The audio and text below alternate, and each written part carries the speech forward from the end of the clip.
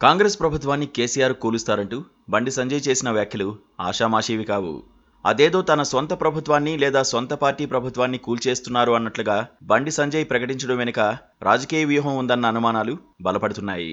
తన చేతికి మట్టంటకుండా బీఆర్ఎస్ ద్వారా పని పూర్తి చేసేందుకు, ఆ తర్వాత తెలంగాణపై తమ పట్టు సాధించేందుకు బీజేపీ రోడ్ మ్యాప్ రెడీ చేసుకుందని, అందులో భాగంగానే బండి సంజయ్ ప్రకటనలు ఉంటున్నాయన్న అనుమానాలు బలపడుతున్నాయి. తెలంగాణలో కాంగ్రెస్ సర్కారు ఏర్పడి నెల రోజులు కూడా కాలేదు.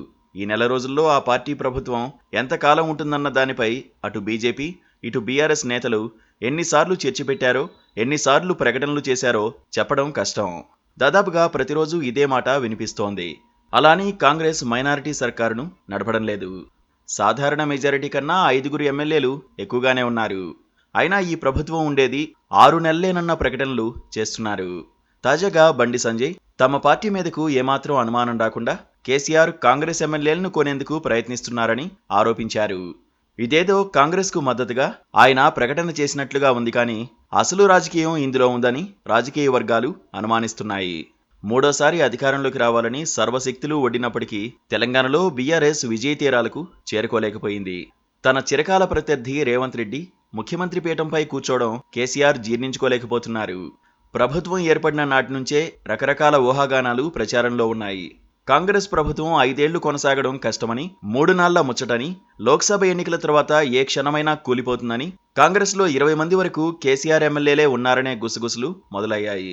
ఎన్నికలకు ముందే వారికి అవసరమైన నిధులు సమకూర్చారని, కేసీఆర్ కనసాగ చేస్తే చాలు 20 మంది కాంగ్రెస్ ఎమ్మెల్యేలు జంప్ చేస్తారని, వారితో కలిసి ప్రభుత్వం ఏర్పాటు చేయడానికి ఇబ్బందులు ఉండవనే వాదనలు విస్తృతంగా వ్యాప్తిలోకి వచ్చాయి.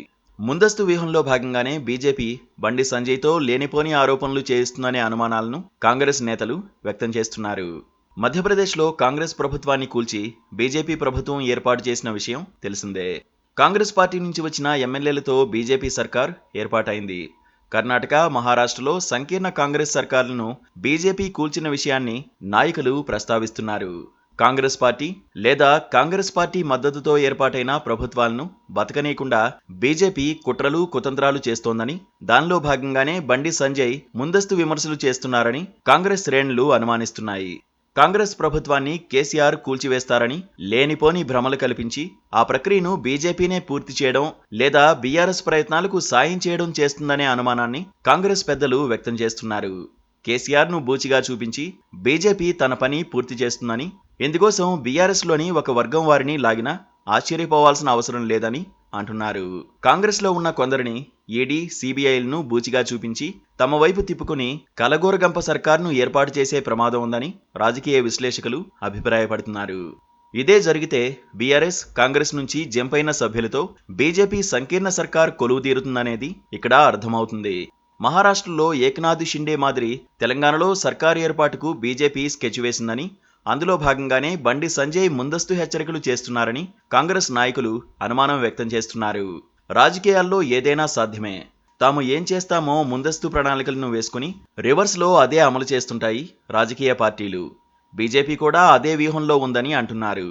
బీజేపీకి ఇతర ప్రభుత్వాలు, ముఖ్యంగా కాంగ్రెస్ లేదా సంకీర్ణ కూటమి ప్రభుత్వాలు రాష్ట్రాల్లో అధికారంలో ఉండడం ఇష్టం ఉండదు. ఛాన్స్ దొరికిన వెంటనే వేటు వేస్తుంది. ఆ ప్రభుత్వాలను కాపాడుకోవడం అంత తేలిక కాదు.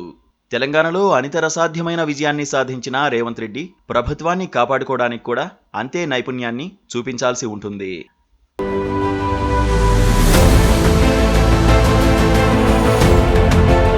Please subscribe to KTV Telugu. KTV Telugu KTV Telugu channel.